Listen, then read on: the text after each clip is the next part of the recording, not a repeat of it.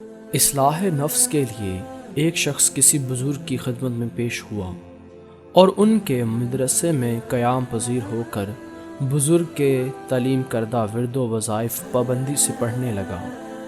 بزرگ کے گھر سے ایک خادمہ مدرسے میں زیر تعلیم لوگوں کے لیے کھانا لایا کرتی تھی۔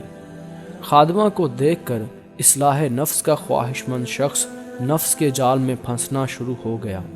خادمہ جب بھی کھانا لاتی تو وہ اسے بری نظر سے دیکھتا۔ خادمہ اللہ والوں کی نوکر تھی۔ اس نے بزرگ کو صاف صاف بتا دیا کہ آپ کا فلاں مرید میرے حسن سے نفسانی عشق میں مبتلا ہو گیا ہے، اب اسے ورد و وظائف سے کیا حاصل ہوگا، پہلے اس کا یہ مسئلہ حل کیجیے۔ بزرگ یہ سن کر خاموش ہو گئے اور اللہ کی بارگاہ میں دعا گو ہوئے کہ مجھے اس مسئلے کا حل عطا فرما۔ اگلے روز انہوں نے خادمہ کو اسہال کی دوا دی اور ساتھ حکم دیا کہ اس دوا کے کھانے سے تجھے جتنے دست یا قے وغیرہ آئیں وہ سب ایک گھڑے کے اندر جمع کرتی رہنا۔ خادمہ نے بزرگ کے حکم کے مطابق دوا کا استعمال کیا اور تمام غلاظت ایک گھڑے میں جمع کرتی رہی، یہاں تک کہ وہ چند ہی دن میں شدید کمزور اور لاغر ہو گئی۔ چہرہ پیلا ہو گیا، آنکھیں اندر دھنس گئیں، رخسار اندر کو بیٹھ گئے، غرض کہ اس کا سارا حسن جاتا رہا اور ہیضے کے مریض کی طرح خادمہ کا چہرہ بھی مکروہ سا ہو گیا۔ بزرگ نے خادمہ سے کہا کہ آج تو اس کا کھانا لے کر جا۔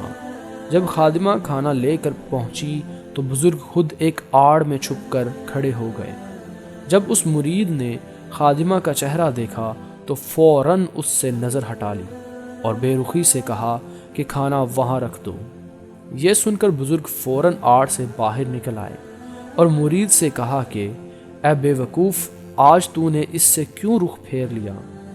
اس کنیز کے جسم سے ایسی کیا چیز گم ہو گئی جس کی وجہ سے اس کے لیے تیرے دل میں جو عشق تھا وہ رخصت ہو گیا؟ پھر ان بزرگ کے حکم سے وہ غلاظت بھرا گھڑا لا کر مرید کے سامنے رکھ دیا گیا اور انہوں نے مرید کو مخاطب کر کے کہا کہ اس کنیز کے جسم سے سوائے اتنی مقدار غلاظت کے اور کوئی شے کم نہیں ہوئی۔ معلوم ہوا کہ تیرا عشق یہی غلاظت تھی جو اس کنیز کے جسم سے نکل گئی تو تیرا عشق بھی رخصت ہو گیا۔ درس حیات: ظاہری رنگ و روپ کو دیکھ کر نفسانی عشق پالنا ایک غلاظت کے سوا اور کچھ بھی نہیں ہے۔